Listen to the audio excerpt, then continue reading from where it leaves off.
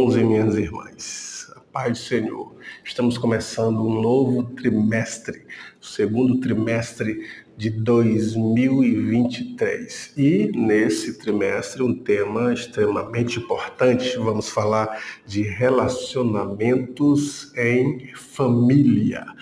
Então, o relacionamento família, essa lição nos ajudará superando desafios e problemas com exemplos da palavra de Deus. Este é o tema do nosso trimestre.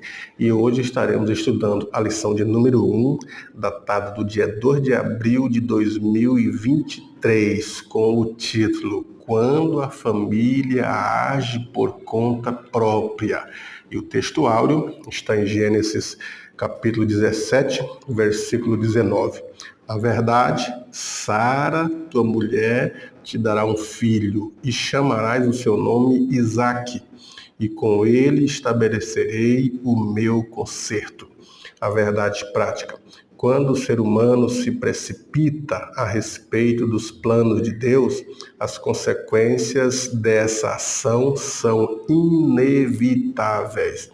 E já na nossa introdução, o comentarista da nossa lição, ele fala sobre o relacionamento e os problemas de comunicação que às vezes há em um relacionamento, devido a porfias. As porfias, elas impedem de que as pessoas se comuniquem de uma forma adequada e mais clara, fazendo com que as pessoas fiquem mais restringidas umas da outra, evitando o diálogo, a conversa, as mentiras também, como é citado aqui na nossa introdução, também impedem de um bom relacionamento, impedem que a confiança às vezes seja colocada na pessoa dentro de um relacionamento familiar, porque perde a confiança por causa das mentiras. E também as mágoas. Às vezes a pessoa magoada não quer um diálogo, não sabe responder de uma forma pacífica, e isso impede toda a mecânica de um relacionamento familiar. E também nós temos ainda as questões da educação dos filhos, como que os filhos serão educados dentro de um relacionamento entre que a mentira é patente, onde as porfias são presentes, onde as mágoas estão latentes. Então, os filhos acabam percebendo, absorvendo e afetando, sendo influenciados por esse tipo de relacionamento. Então, nós vemos aqui que a palavra de Deus, através desse trimestre, ela nos ajuda a lidar com esses problemas. Problemas de comunicação, problemas de mágoas, de mentiras, problemas de porfias e outros relacionamentos complicados e complexos que precisam ser direcionados pela palavra de Deus para que o comportamento das pessoas dentro de um lar sejam de uma forma ordeira. No primeiro tópico da lição, Deus faz promessas a Abraão. E o primeiro ponto desse primeiro tópico é o encontro de Deus com Abraão. Abraão teve um encontro com Deus. Deus chegou para Abraão e disse: sai da tua terra, da tua parentela, vá para uma terra que ainda te mostrarei. E Abraão vivia em Ur, na Mesopotâmia, que é a terra entre rios, entre o rio Tigre e o rio Eufrates. Ali que começa as civilizações, logo após o dilúvio, na Mesopotâmia, as primeiras civilizações. E ele sai de Ur, dos caldeus, sai da terra do pai, como Deus havia ordenado, mas leva os parentes, leva Ló como sobrinho. E ele vai até Harã, de Ur a Harã, que é aproximadamente de uma ponta a outra, uns 800 quilômetros aproximadamente. E ali Deus vai trabalhando a vida de Abraão até que ele dispersa com o seu sobrinho. Então começam as promessas de Deus para a vida de Abraão. Abraão tinha 75 anos de idade quando o Senhor lhe faz promessas. E essas promessas eram de um herdeiro. E ele tinha 75 anos de idade quando a promessa veio de um herdeiro, e cujo nome nós lemos aqui, seu nome será Isaque, estabelecerei um concerto contigo através dele, do nome dele, da descendência de Isaque, mas Abraão só vai receber essas promessas com 100 anos de idade. Observem que as promessas de Deus para Abraão duraram 25 anos, se ele tinha 75 anos, quando o Senhor o prometeu, e a promessa chegou com 100 anos de idade, 25 anos de espera pelas promessas de Deus. Por quê? Porque as promessas de Deus não é no nosso tempo, mas as promessas de Deus é no tempo dele. O tempo de Deus não é o nosso. Então, ele cumpre no momento certo, na hora certa. Por isso que está dito em Gálatas, quando Paulo escreve para os gauleses, dizendo assim: cumprindo-se a plenitude dos tempos, Deus enviou seu Filho, nascido de mulher, nascido sobre a lei. O que é isso? Cumprindo-se a plenitude dos tempos. Cumpriu-se o tempo estabelecido que Deus disse que daria o Salvador. Quando chegou esse momento de cumprir, é que Deus enviou. Ele tinha um tempo estipulado na mente dele, no tempo dele, no propósito dele. Para Abraão, da mesma forma, Deus tinha um tempo estipulado. E quando chegou o tempo de 100 anos, é que chegou a promessa a ser cumprida. Muitas vezes Deus nos faz promessas e queremos que elas se cumpram em nosso tempo, da nossa forma. E não é assim. As promessas de Deus é no tempo dele. Nós devemos apenas confiar e esperar e ter paciência que elas irão se cumprir. Se foi Deus que prometeu, as promessas irão se cumprir. O apóstolo Paulo escreve aos Coríntios dizendo que todas as promessas de Deus são por ele sim e o amém. Então, se ele cumpriu, ele é fiel para prometer. Agora, no segundo ponto ainda do primeiro tópico, a dúvida diante da espera. 25 anos de espera não era para menos. Houve a dúvida. Lógico que bem já no começo houve dúvidas. Sara riu, como disse o texto, ela achou impossível. Nós vamos dizer por que ela riu e por que ela achou impossível as promessas. Logo após quando o Senhor Deus o promete para Abraão, e o que me hás de dar? Eu já tinha prometido, mas a pergunta de Sara foi essa: o que me hás de dar? Dentro desses 25 anos não aconteceu nada, então ela disse: o que me hás de dar? Sara era estéril e não via o sobrenatural de Deus. Tem duas coisas aqui que são fundamentais. Além de Sara ser estéril, Esther não tinha possibilidade de dar à luz. Seu útero não era um útero fértil que pudesse conceber a vida e gerar, mas era estéril. E ela ainda estava entrada em idade, já tinha perdido o costume das mulheres, já não era mais fértil, era de idade. E Deus havia prometido e ela achou que não cumpriria. Então ela disse: o que me há de dar? Qual que é a semente? Qual que é a promessa? O que eu vou receber? Dúvidas. Então nós observamos isso aqui. Às vezes também nós duvidamos quando as promessas de Deus demoram, quando Deus promete e a gente não vê o norte, uma luz no fim do túnel, não vê as coisas se desdobrando para o cumprimento dessas promessas e achamos que Deus até esqueceu e que prorrogou, e duvidamos, às vezes, da promessa do profeta e do próprio Deus. Mas a confiança é sempre boa ter, porque ela gera a esperança em nossos corações. No terceiro ponto do primeiro tópico, Deus garante o cumprimento da promessa. Apesar dessas dúvidas que Sara demonstrou, apesar desse longo tempo de espera, Deus garante o cumprimento da promessa. Ele renova as suas promessas. Às vezes, quando achamos que Deus não irá cumprir, chega o desânimo, o descrédito e a dúvida, às vezes Deus vai usando outros profetas para renovar as promessas, o cumprimento delas, fazendo com que nós, de fato, revigoramos, acreditamos, aceitamos e confiamos. Então, Deus garante o cumprimento da promessa. E ele diz isso para Abraão, dizendo assim: o teu herdeiro será gerado de ti. Teu herdeiro será gerado de ti, não será Ismael. Gênesis capítulo 15 e o versículo de número 4. Não será Ismael. Então, já está dito que Deus cumpre as suas promessas. Então, por mais que eles tiveram um arranjo aí que nós vamos falar nos próximos tópicos, que Sara, Agar e Abraão fizeram arranjos para que a promessa parecia que não ia cumprir, eles queriam ajudar a Deus. Então Deus reforça a promessa dizendo: o teu herdeiro será gerado de ti e não será Ismael. Então Deus garante e reforça cada vez mais. Às vezes quando já estamos esquecendo das promessas, já estamos meio caminho andado, já estamos distante da realidade das nossas promessas, Deus reforça e vem de novo as promessas bem latentes na nossa mente.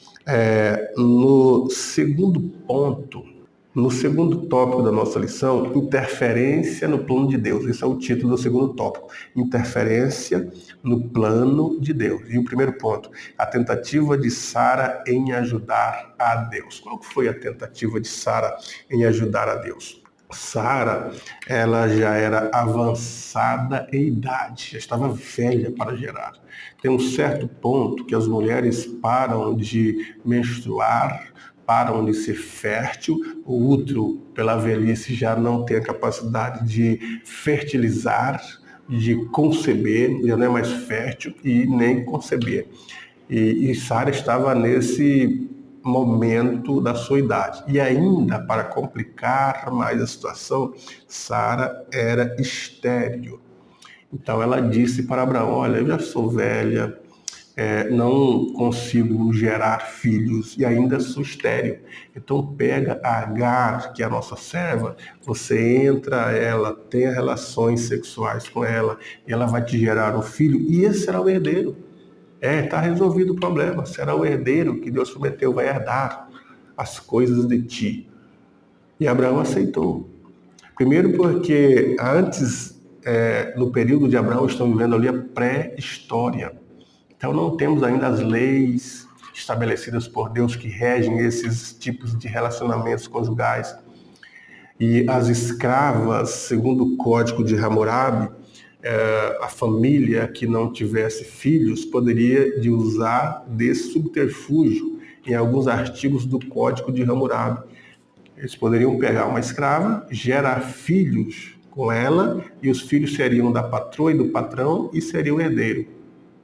Então, o código de Hammurabi amparava mais ou menos esse tipo de relacionamento. Então, Abraão usou desse tipo de subterfúgio que foi criado por homens e da ideia de Sara em que pudesse gerar um filho, e acreditou no que ela disse.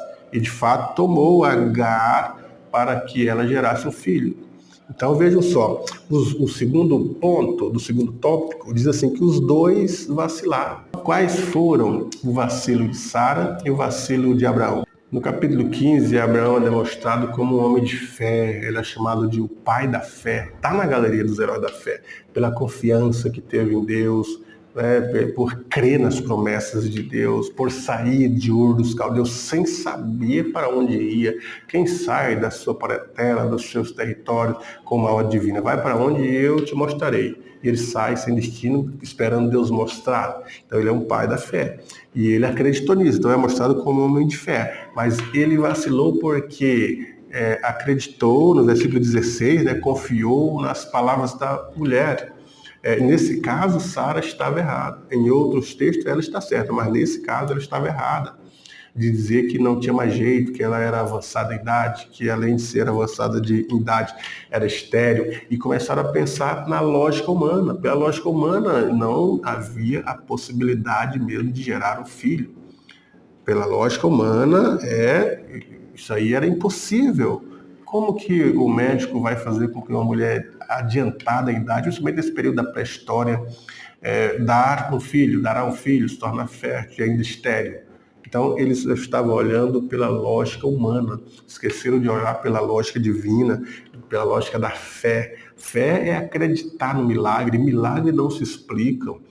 Fé é acreditar no sobrenatural, no impossível, na intervenção divina, na maravilha, nos milagres. E é assim que nós devemos fazer. Os cristãos têm a fé A fé como dom, a fé de crer nos milagres, a fé de crer nas maravilhas, a fé de crer num Deus que opera o impossível. Haveria alguma coisa impossível para Deus? É os textos que estão escritos na Bíblia. Haveria alguma coisa impossível? O que é impossível para Deus? Se ele é chamado de Todo-Poderoso, pode todas as coisas.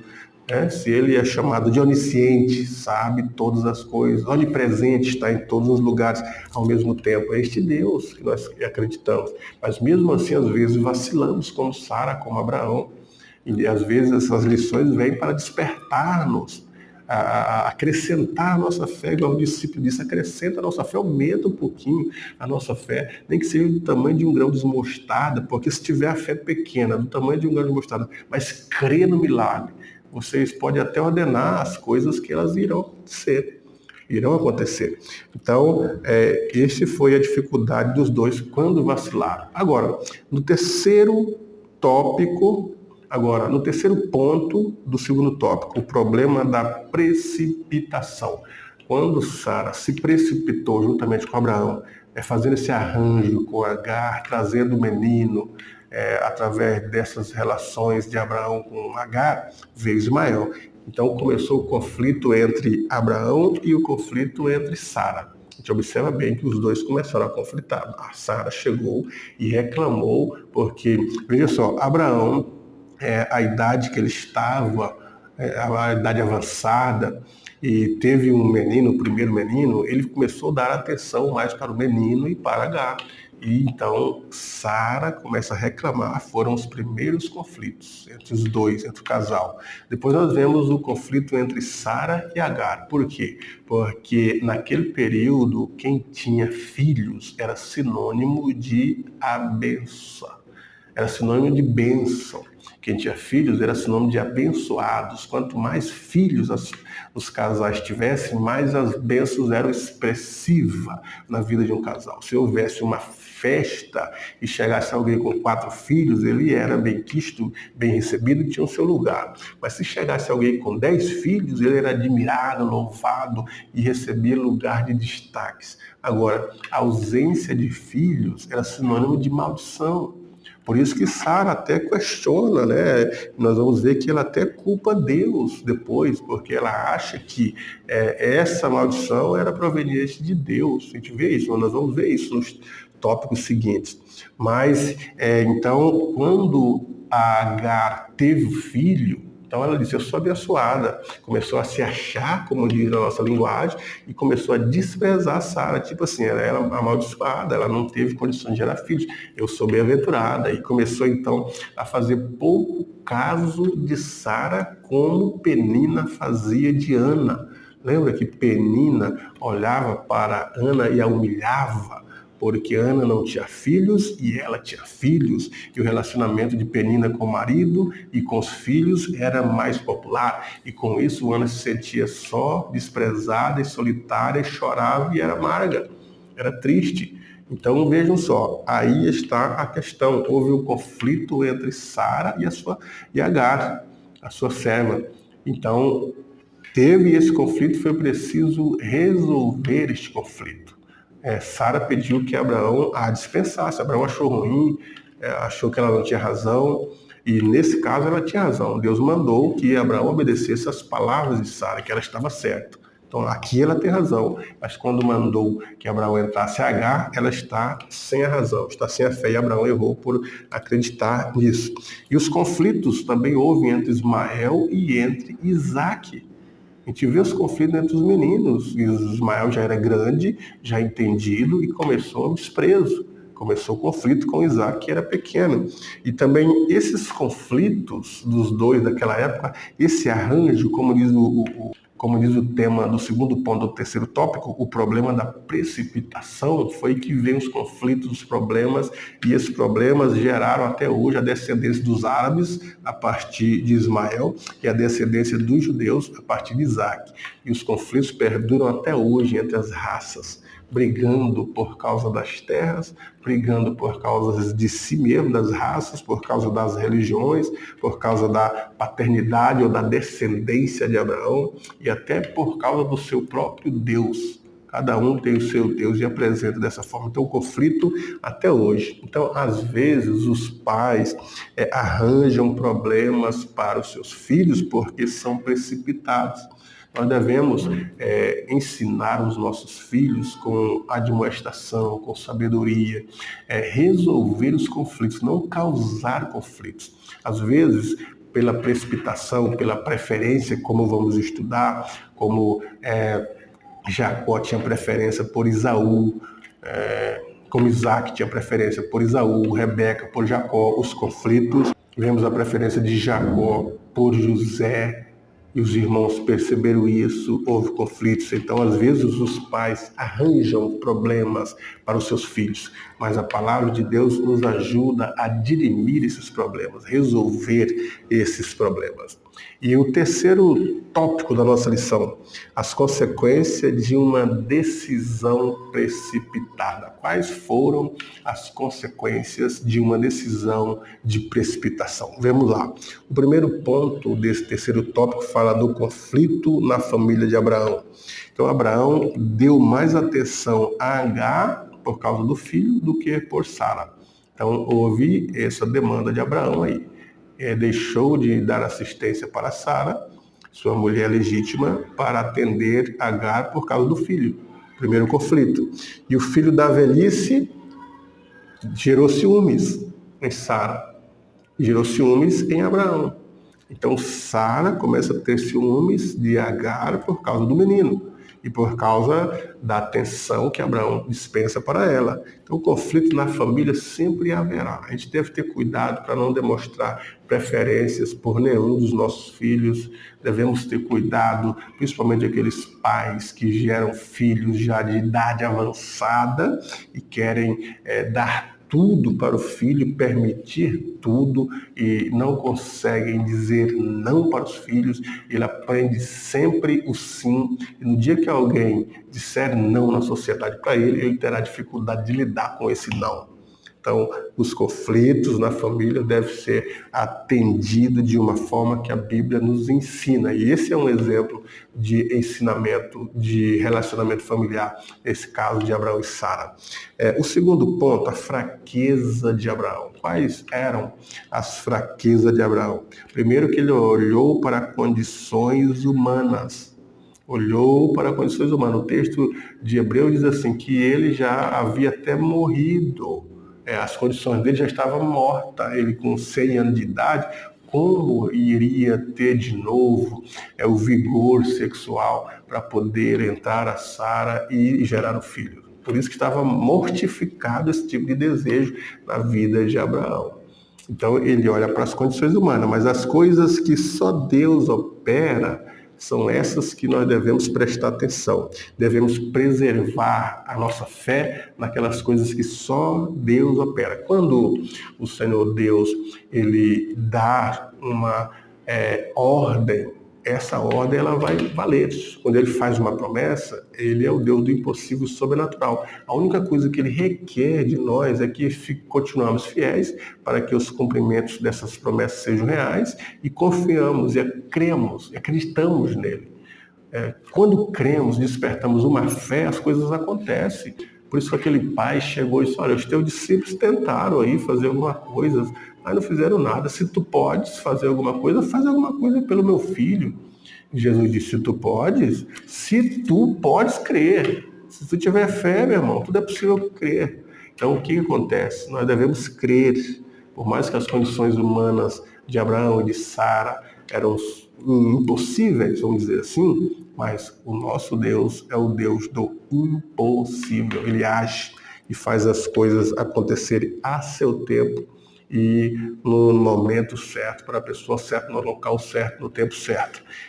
Então, vamos ver que a Bíblia ela vai mostrar Abraão como o pai da fé, mas também mostra a fraqueza de Abraão.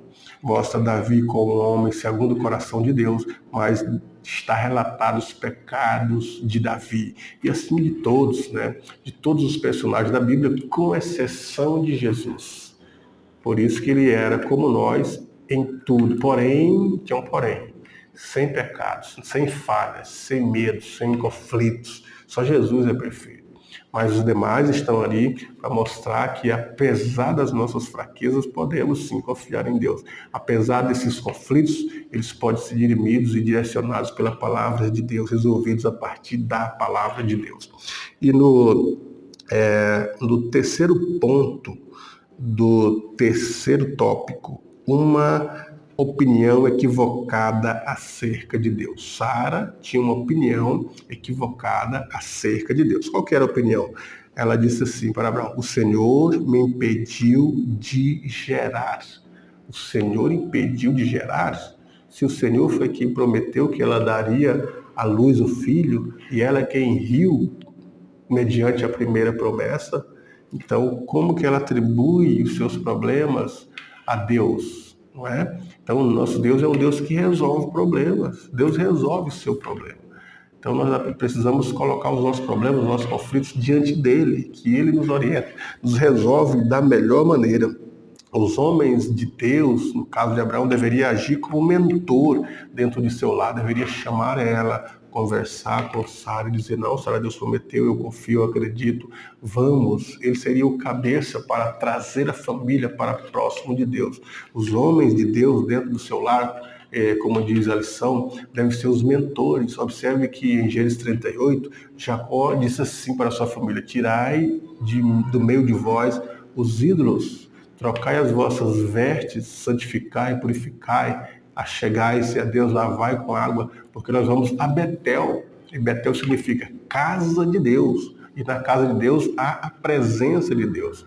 Então, o líder, como mentor, deve chegar para os seus familiares e dizer: vamos tirar as dúvidas, vamos deixar de lado, ou vamos resolver esses conflitos, vamos ter fé para ir para a casa de Deus, buscar a Deus, adorar a Deus, servi-lo na beleza da sua santidade, para que Ele nos garanta a vitória. Os homens de Deus são mentores. Nós precisamos, em vez de, na fraqueza uns dos outros, dos casais ou da família, aderir a essa fraqueza, não. Vamos fazer com que o fraco, que o duvidoso venha para o nosso lado com fé e confiança. E assim a família, a oração unida, vai suplantar esses momentos de angústia, de dúvidas e de desprezo. E para concluir a nossa lição, não interferir no plano divino. A conclusão diz isso. Nossa conclusão diz que nós não devemos interferir no plano divino, querer ajudar Deus, apesar das profecias, querer fazer com que essas profecias aconteçam do nosso modo, do nosso tempo. Não, é esperar e confiar. Espera com paciência. Batei, batei, abri-se-vos-á. Pedi, pedi e recebereis. Então, se a gente entrar para agir, querer fazer cumprir com o nosso braço de carne, haverá consequências, como houve consequências para a vida de Abraão. Então, não interferir nas promessas de Deus da nossa forma, como a Bíblia diz, como a conclusão diz, com o braço de carne, com os nossos pensamentos, com os nossos projetos humanos, porque os projetos de Deus são sobrenaturais, são transcendentes. Ele enxerga as coisas de cima, além da curva, sabe o que é o melhor, está disposto a nos dar o que é o melhor, e Ele tem a capacidade de cumprir o que Ele prometeu, por mais que aos nossos olhos sejam impossíveis. E por mais que a ciência diga que não é possível, é como aquela multidão lá no São João capítulo 11, todos disseram: já cheira mal. Maria disse: já cheira mal, já morreu, já faz 4 dias, quer dizer, não tem mais jeito, acabou. E Jesus era a ressurreição e a vida, ou é a ressurreição e a vida, e disse: Lázaro, sai para fora. O milagre que ficou estarrecido por toda a região e por todo o mundo da época, chegando até nós hoje, por causa dessa documentação desse fato. Então Deus é o Deus do impossível. Portanto, professor, professora, que nesta aula você consiga, através destes exemplos bíblicos, nortear o seu aluno, a sua aluna, para que dentro das suas famílias, com esses diversos problemas de relacionamento, seja direcionado pelos exemplos e pela palavra de Deus, para que consigam sobressair de uma forma positiva diante dos conflitos familiares. Deus em Cristo te abençoe. Saiba que Deus preserva a família, criou a família prima para que a família continue brilhando, se destacando como astros no mundo. Deus em Cristo vos abençoe. Até a próxima aula.